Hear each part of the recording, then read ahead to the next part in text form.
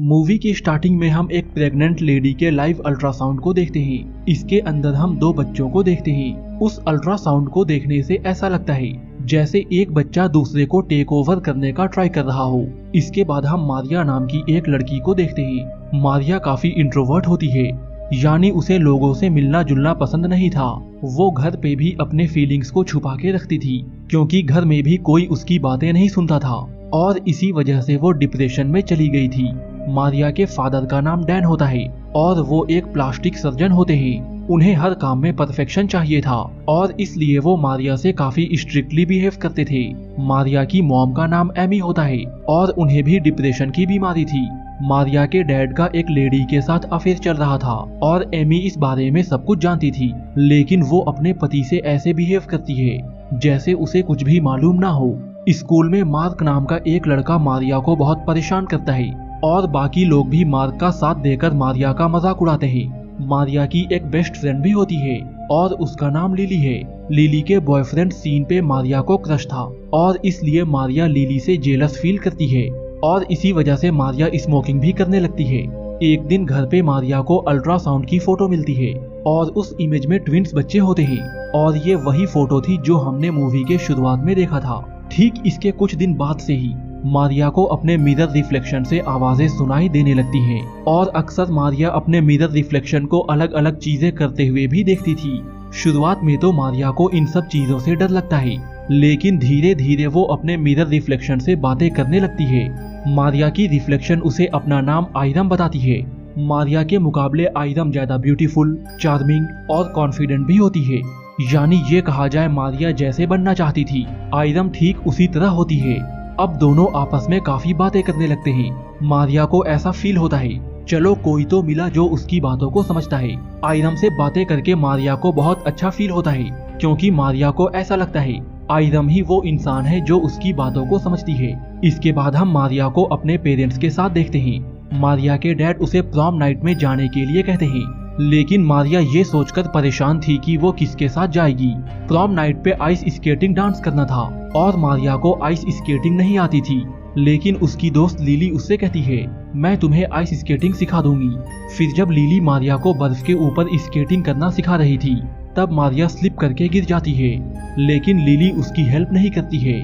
फिर वो मारिया के पास आकर कहती है मैं जानती हूँ तुम मेरे बॉयफ्रेंड को लाइक करती हो और तुम्हारे लिए अच्छा यही होगा कि तुम सीन से दूर हो जाओ। दूसरी ओर हम सीन को देखते हैं। सीन काफी अच्छा होता है, क्योंकि वो हमेशा ही मारिया की हेल्प करता था और ये देखकर लिली को काफी जलन होती है। एक दिन मारिया अपने डैड के साथ बाहर घूमने के लिए जाती है। वहाँ पे उसे मार्क मिल जाता है और मार्क वहाँ भी मारिया को तंग करने लगता है। ये देखकर मारिया के डैड उसे अपने क्लिनिक पे बुलाते हैं। वो मारिया से कहते हैं मैं तुम्हें एक सरप्राइज देना चाहता हूँ। मारिया सोचती है शायद उसके डैड उसे कुछ गिफ्ट देने वाले हैं। इसके बाद मारिया क्लिनिक पहुँच जाती है। क्लिनिक पहुँचने के बाद मारिया को मालूम होता है उसके डैड उसकी फेस की सर्जरी करने वाले हैं ताकि वो परफेक्ट दिख सके। इस बात से मारिया और उसकी मिरर रिफ्लेक्शन आयरम दोनों मारिया के डैड से गुस्सा हो जाते हैं, क्योंकि उसके डैड हमेशा परफेक्शन के पीछे भागते रहते हैं और इस वजह से वो कभी भी मारिया को प्यार नहीं कर पाए। इसके बाद हम मारिया को प्रॉम नाइट में देखते हैं। वहाँ मार्क सबके सामने मारिया की इंसल्ट करता है, जिसके बाद मारिया रोते हुए वॉशरूम में पहुँच जाती है और अपनी रिफ्लेक्शन आयरम से अपनी जगह बदल लेती है ताकि आयरम उसकी सारी प्रॉब्लम को ठीक कर दे। अब आयरम फाइनली बाहर आ जाती है और वो मारिया की जगह लेकर सभी से बदला लेना शुरू कर देती है। सबसे पहले वो मार्क को अपनी ओर अट्रैक्ट करके उसे फीमेल वॉशरूम में ले जाती है। फिर वो हॉकी स्टिक से उसका घुटना तोड़ देती है, जिसके बाद मार्क मारिया को तंग करना छोड़ देता है। घर पे आने के बाद उसके पेरेंट्स ये नोटिस करते हैं मारिया का नेचर बदला हुआ है। अब वो खाना भी ठीक से खा रही है और बाकी काम भी परफेक्टली कर रही है। दूसरी ओर मारिया भी काफी खुश थी, क्योंकि उसे लगता है सभी चीजें परफेक्ट तरीके से हो रही है। लेकिन यहाँ से सब कुछ नॉर्मल नहीं रहने वाला था।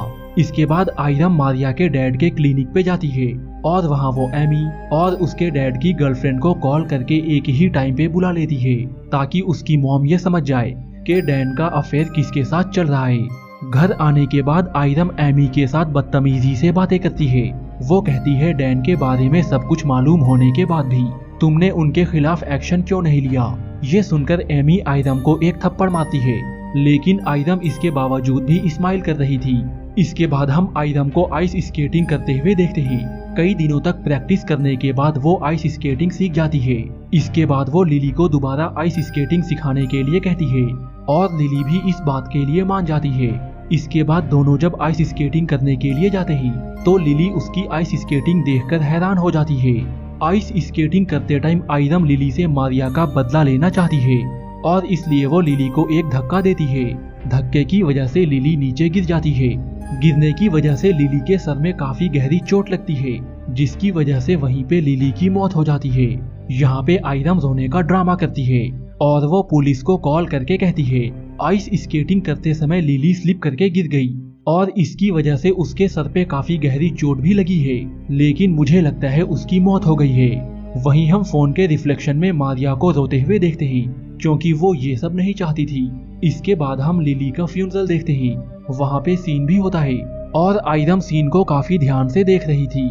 वहीं पुलिस लिली की मौत का इन्वेस्टिगेशन भी कर रही थी और पुलिस का शक आइदम पे जाता है, क्योंकि लिली एक आइस स्केटिंग चैंपियन थी और उसका स्केटिंग करते हुए स्लिप करके गिरना और गिरने की वजह से मौत हो जाना ये लगभग नामुमकिन था। इसके बाद आइदम सीन से मिलने जाती है और वो कहती है मैं तुम्हें लाइक करती हूँ। इसके बाद दोनों वहीं पे इंटीमेट होने लगते हैं। इंटीमेट होने के बाद सीन और आइदम दोनों एक दूसरे से प्यार करने लगते हैं और दोनों अक्सर स्कूल बंक करके काफी टाइम एक साथ स्पेंड करने लगते हैं। लेकिन पुलिस उन दोनों पे कड़ी नजर रखती है, क्योंकि पुलिस का शक आइदम और सीन पे ही था।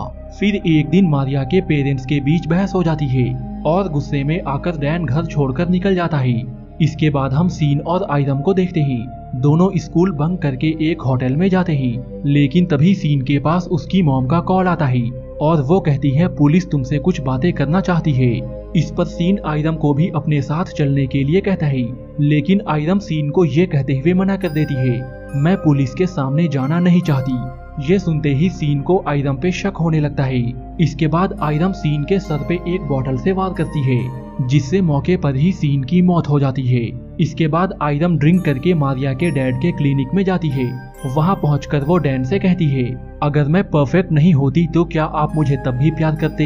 यहाँ पे हमें मालूम चलता है जो अल्ट्रासाउंड हमने मूवी के शुरुआत में देखा था वो मारिया की मॉम एमी की थी और वहाँ ओरिजिनली मारिया की एक जुड़वा बहन थी जिसको हम आइदम कह सकते हैं। जब उन दोनों की पैदाइश हुई थी तब मारिया बिल्कुल नॉर्मल थी, लेकिन आइदम एब नॉर्मल और विकलांग थी। लेकिन जैसा हम जानते हैं डैन को हर चीज में परफेक्शन चाहिए था, इसलिए उसने आइदम को जिंदा ही दफना दिया था और उसने ये सब एमी को बिना बताए ही किया था और इस वजह से आइदम की आत्मा मिरर वर्ल्ड में फंस गई थी। और इसके बाद जब मारिया बड़ी हुई तो आइदम ने उसके बॉडी पे टेक ओवर कर लिया। यहाँ पे डैन उसको जवाब देते हुए कहता है अगर तुम परफेक्ट नहीं होती तब भी मैं तुमसे उतना ही प्यार करता। डैन का झूठ सुनने के बाद आइदम वहीं पे डैन का गला काट देती है। बाहर जाते हुए आइदम बार बार मारिया का नाम ले रही थी ताकि मारिया उससे बात करे, लेकिन अब उसे मारिया कहीं भी दिखाई नहीं देती है, जिससे हमें मालूम चलता है आइदम कोई और नहीं मारिया के कमियों का एक रूप थी और वो उसके सबकॉन्शियस माइंड में बैठ गई थी। दरअसल मारिया ने जब अल्ट्रासाउंड वाली फोटो को देखा था तो ये सब उस टाइम उसके दिमाग में आया था और मारिया को ये बात मालूम था कि उसकी एक जुड़वा बहन भी थी जिसे पैदा होने के बाद जिंदा ही दफन कर दिया गया था, जिसकी वजह से उसके ब्रेन ने ये सब इमेजिन किया था। असल में ये मारिया ही थी जिसने ये सब कुछ किया था और इसी बात को लेकर उसके पेरेंट्स उसके लिए परेशान रहा करते थे। अब आइदम की सारी पर्सनालिटी मारिया में आ गई थी। इसके बाद वो घर आती है और आकर अपनी माँ के पास लेट जाती है। इसके बाद हम रिफ्लेक्शन में एमी के साथ दो लड़कियों को देखते हैं, यानी इसका मतलब ये है अब मारिया के अंदर दो लड़कियों की पर्सनालिटी आ गई है और यही ये मूवी खत्म हो जाती है।